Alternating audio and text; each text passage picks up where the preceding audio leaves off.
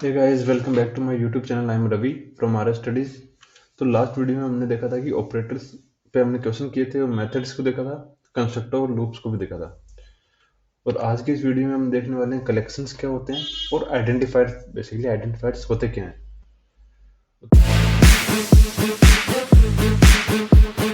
तो हम चलते हैं हमारे पीपीटी की तरफ और देखो, हमने क्वेश्चन नंबर 1 ऑलरेडी कर रखा है, तो हम बात करते हैं क्वेश्चन नंबर 2 की। तो क्वेश्चन नंबर 2 क्या कहता है? Given an array, find the target element. Okay, so हमारे पास एरे गिवन है 1 3 2 4 5 9 7। हम चलते हैं हमारे कोड की तरफ। पहले हम बनाते हैं मेन मेथड। अब हम क्या करते हैं, हम पहले लेते हैं एरे, हमारा इंट एरे इक्वल्स टू। अब हमारे पास एरे में था कि एरे में थे 1 3 2। हम क्या करते हैं, हम नॉर्मल एक एरे लेते हैं हमारा, ठीक है, जिसमें होगा 1 2 3 5 4 6 8 9। ओके, ये पॉइंट की जगह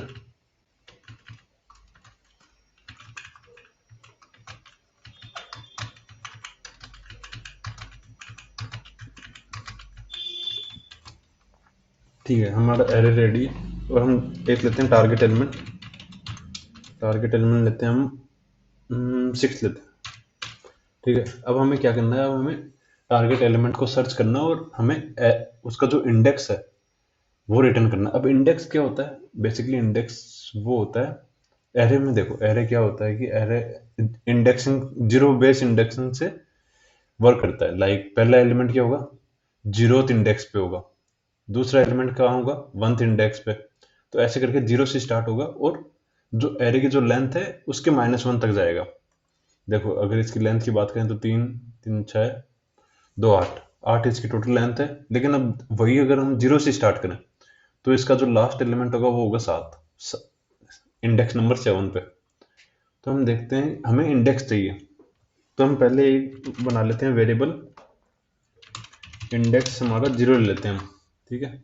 अब हम रन करते हैं इस पर loop, int i equal to 0 मतलब then array dot length i plus plus, ठीक है। अब हम क्या करेंगे, अब हम यहाँ पे कंडीशन डालेंगे, if array i equal to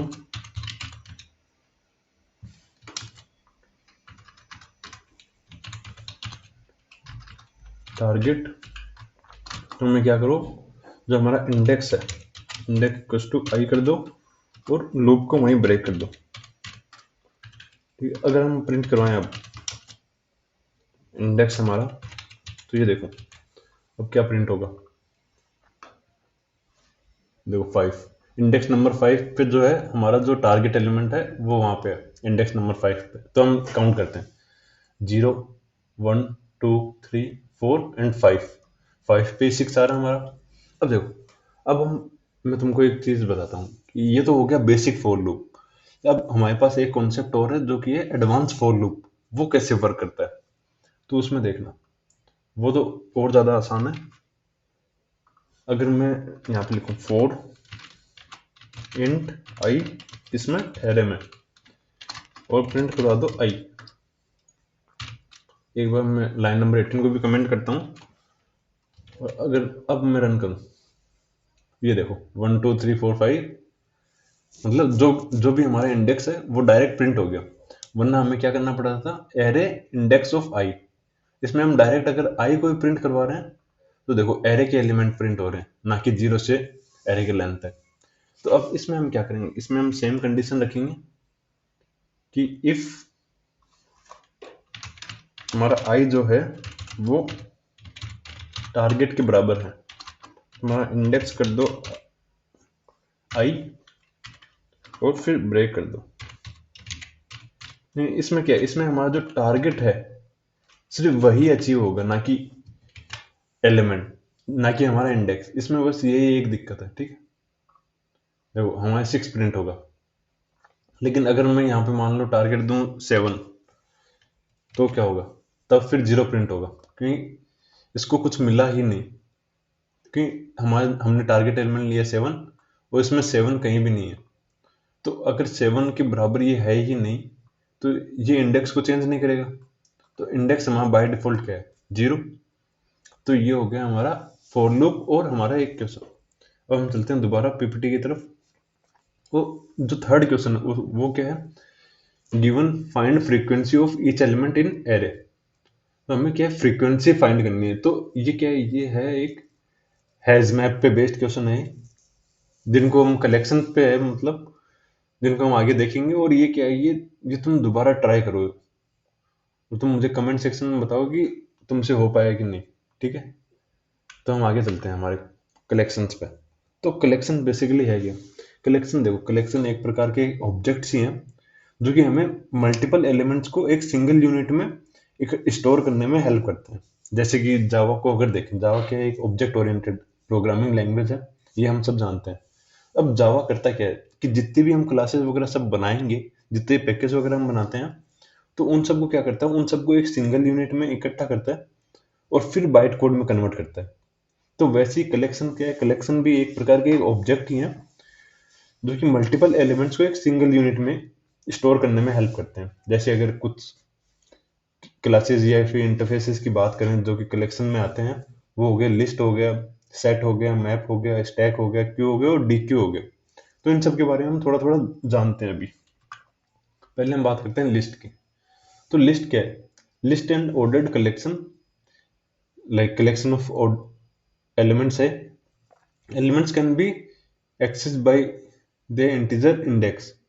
Example includes array list, linked list, vector. तो ये देखो, इसमें क्या है कि जैसे हमारे पास सिर्फ इंटीजर्स है, तो हमने क्या है, उनका एक लिस्ट बनाया हमने। और अगर हमें, जैसे हमने अभी एरे देखा था, तो उसमें भी क्या था, जीरो इंडेक्सिंग बेस्ड था वो। तो सेम लिस्ट भी एक एरे की तरह ही है, इसमें भी हम एलिमेंट्स को स्टोर करते हैं और हम उसको भी इंडेक्सिंग बेसिस पे हम फाइंड आउट कर सकते हैं, या फिर हम अच्छी देख सकते हैं या स्टोर कर सकते हैं हम उसको। हम आगे बात करते हैं अभी सेट। सेट क्या होता है, तो सेट बेसिकली कलेक्शन ही है। अब देखो, अगर मैं पिछले वाले में बात करूं तो इसमें यूनिक एलिमेंट्स ही हैं सारे।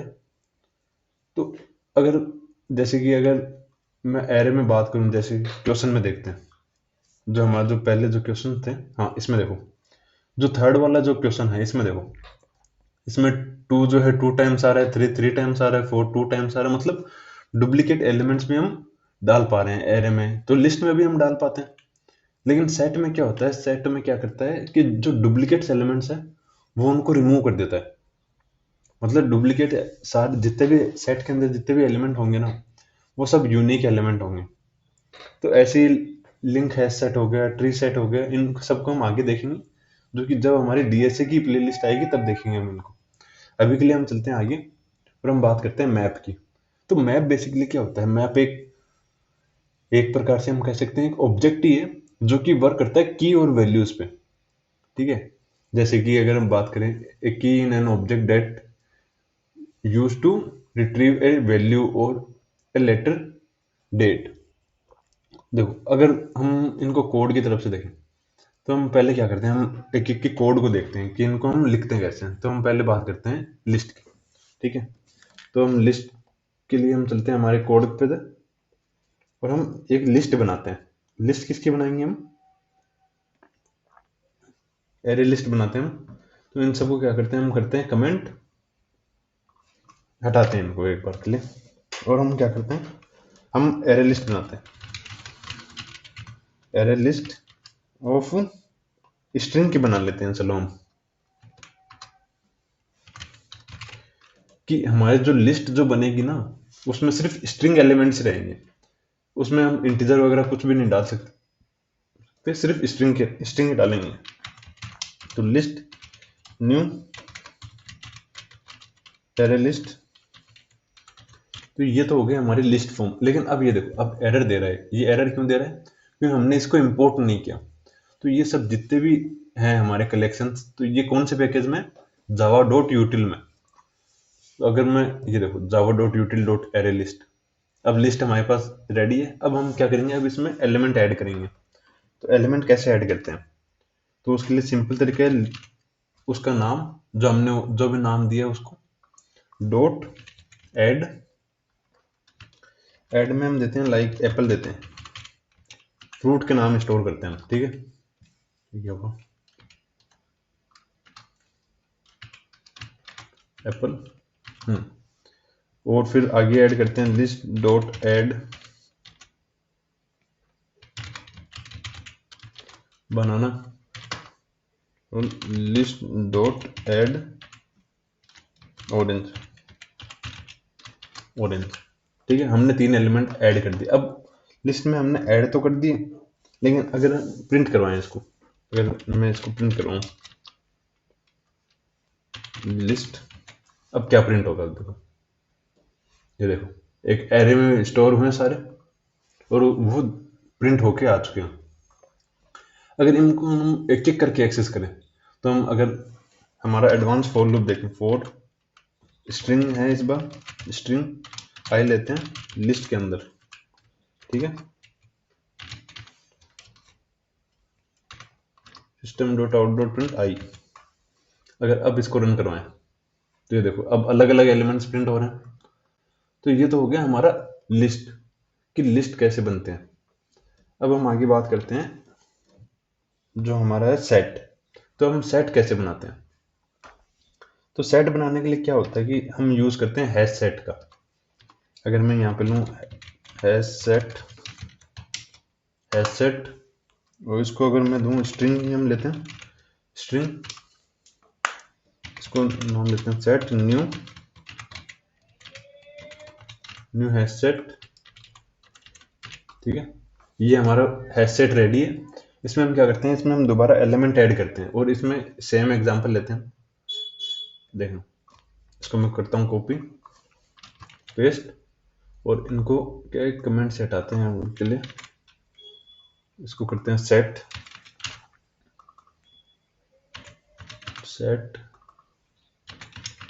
और लास्ट में हम क्या करते हैं एक और एप्पल का डाल देते हैं,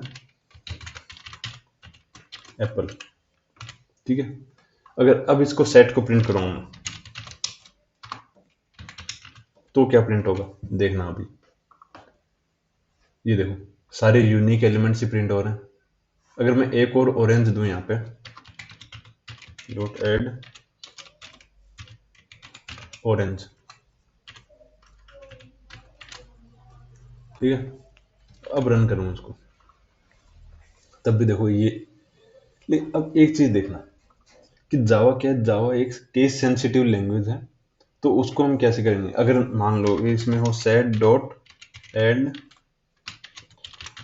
एप्पल स्मॉल में, तब क्या प्रिंट करेगा, तब देखना, तब ये स्मॉल वाला एप्पल भी प्रिंट करेगा। ये देखो एप्पल फिर कैपिटल ए के साथ फिर ऑरेंज फिर बनाना, ऐसे। तो जावा क्या एक केस सेंसिटिव लैंग्वेज है, जो कि ध्यान रखना है कि ये जितने भी तुम कैपिटल लेटर या फिर स्मॉल लेटर यूज करो तो ध्यान से एक्सेस करना उनको। अब आगे हम बात करते हैं मैप की। मैप को हमने देखा था कि की वैल्यू पेयर पे वर्क करता है। तो ये भी क्या है कि ये भी एक हैज मैप का ही पार्ट है, हैज मैप। तो इसमें हम क्या देते हैं, इसमें हम स्ट्रिंग देते हैं, string sorry okay string comma integer देते हैं। मतलब हम देते हैं कि नाम और उसकी प्राइस लेके चलते हैं हम, ठीक है। मैप न्यू हैज मैप, ये देखो ये अभी भी क्या कर रहा है, ये हमें एरर दे रहा है हैज मैप। क्यों दे रहा है, क्योंकि हमने इसको इंपोर्ट नहीं किया। तो इसको इंपोर्ट करते हैं हम, ये देखो इंपोर्ट हो चुका है हैज मैप हमारा। अब इसमें हम ऐड करते हैं map dot add like apple comma like 50 देते हैं इसको। नहीं इसमें देखो हम इतनी देर से हम ऐड कर रहे थे, लेकिन मैप में क्या हो गया, मैप में आता है पुट, ठीक है। ये हमें ऐड नहीं करना, हमें पुट करना है उसमें। हम और आगे ऐड करते हैं, मतलब लिखते हैं और आगे बनाना, ठीक है। और नल की जगह देते हैं लाइक 30 रुपीज़ कुछ समथिंग, ठीक है, हम 2 ही रखते हैं। और अब हम इनको एक्सेस करते हैं। तब अगर मैं यहाँ पे डायरेक्ट लिखूँ system dot out dot print map, तो क्या प्रिंट होगा देखना, ये देखो एक ऑब्जेक्ट की फॉर्म में हुआ है कि एप्पल जो है वो 50 रुपये और बनाना जो है हमारा वो है 30 रुपीज। तो ये हो गया हमारा मैप। हम अगर हम आगे बात करें, हम चलते हैं हमारे पीपीटी में और हम आगे देखें। हमने सेट देख लिया, मैप देख लिया, आगे हमारा स्टैक। तो स्टैक क्या है? स्टैक एक बहुत पॉपुलर वो है, बहुत पॉपुलर कह सकते हैं हम कलेक्शन ऑब्जेक्ट है जो कि वर्क करता है लीफो पे। मतलब अगर मैं बात करूं कि लीफो क्या होता है, तो वो होता है लास्ट इन फर्स्ट आउट। जैसे कि अगर मैं एग्जांपल की बात करूं, जैसे कि एक टेबल है, उस पर बहुत सारी किताबें रखी है एक दूसरे के ऊपर, ठीक है। तो अब अगर हमको नीचे नीचे वाली किताब लेनी है, तो हम क्या करेंगे, हम पहले ऊपर से हटाना स्टार्ट करेंगे। लेकिन अगर हम किताबों को रखते हैं, जैसे एक टेबल है, अब उस पर हम किताब जता रहे हैं, तो हम क्या करेंगे, एक बुक को रखेंगे, फिर उसके ऊपर दूसरी, फिर उसके ऊपर दूसरी, ऐसे करके हम क्या है एक पिलर टाइप में बनाएंगे। लेकिन अब हमें बेस वाली जो बुक है वो चाहिए, तो हम क्या करेंगे, ऊपर से हटाना स्टार्ट करेंगे। अब यहाँ पे हुआ क्या कि जो लास्ट में आई ना वो पहले निकली, तो ये हो गया हमारा स्टैक, ठीक है। फिर आगे हम देखते हैं क्यू को। क्यू वर्क करता है फर्स्ट इन फर्स्ट आउट पे। जैसे कि अगर एग्जांपल के तौर पे हम बात करें, जैसे थिएटर हो गया, मूवी थिएटर हो गया, तो हम क्या करते हैं, मूवी टिकट लेने के लिए हम लाइन में लगते हैं, ठीक है। अब जो पहले जो लाइन में लगेगा वही टिकट लेके निकल जाएगा। तो ये जो हो गया, ये वर्क कर रहा है फर्स्ट इन फर्स्ट आउट पे। मतलब अगर जो पहले आएगा वो पहले पाएगा। तो ये हो गया हमारा क्यू। हम आगे देखते हैं डी क्यू। तो डी क्यू बेसिकली है क्या, एक a linear collection of elements that support the insertion and removal of element at both ends। मतलब इसमें हम क्या कर सकते हैं, हम कि अगर मान लेते हैं कि इसका एग्जांपल अगर ले हम, तो इसको हम देखते हैं कि हम कैसे देखें इसको। ठीक है, हम नॉर्मल एक एरे लेते हैं, ठीक है। नॉर्मल एरे में हम क्या है, हम इटरेट करते हैं। तो इसमें क्या होता है कि हम जैसे कि मान लेते हैं, हाँ, कि एक लाइन में कुछ बच्चे खड़े हैं एक लाइन में। जैसे कबड्डी हो गया, कबड्डी एक बहुत बड़ी एग्जांपल है।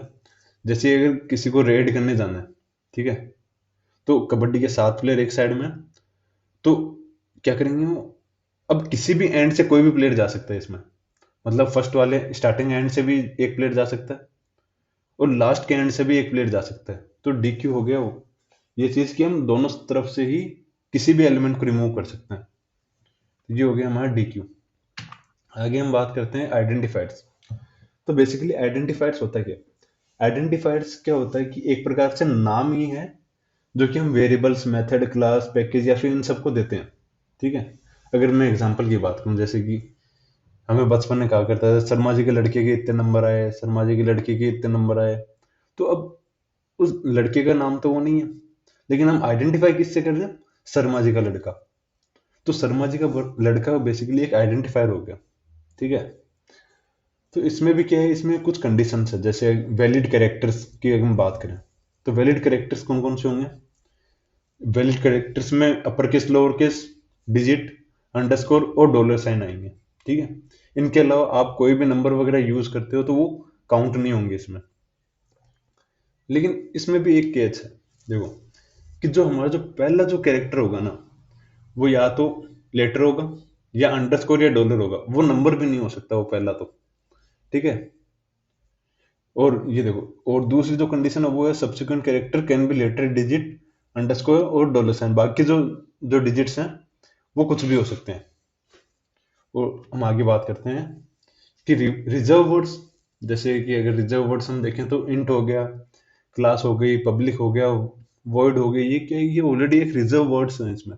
मतलब कुछ ऐसे वर्ड्स जो ऑलरेडी रिजर्व है जावा के लिए, उनको हम ना तो हम वेरिएबल के नाम पे असाइन कर सकते हैं, ना हम किसी भी प्रकार से उनको यूज में नहीं ले सकते। बस जो प्री डिफाइंड, जैसे क्लास का काम हो गया, तो मेथड्स हो गए, तो मेथड लॉजिक लिखने के ही काम आएगा। तो इसीलिए क्या है कि कुछ जो प्री डिफाइंड जो वर्ड्स हैं, हम उनको वेरिएबल के नाम पे असाइन नहीं कर सकते। फिर अगर अभी जैसे बात करी थी हमने केस सेंसिटिव, कि जावा एक बहुत ज्यादा केस सेंसिटिव है। जैसे अगर माई वेरिएबल लिखा हुआ है स्मॉल में और एक लिखा है माई वेरिएबल कैपिटल में, तो उनको क्या है, वो अलग अलग लेगा, वो कभी भी उनको इक्वल ट्रीट नहीं करेगा जावा। लेंथ लिमिटेशन तो इसमें कोई लेंथ लिमिटेशन नहीं है, कितना भी यूज करो तुम।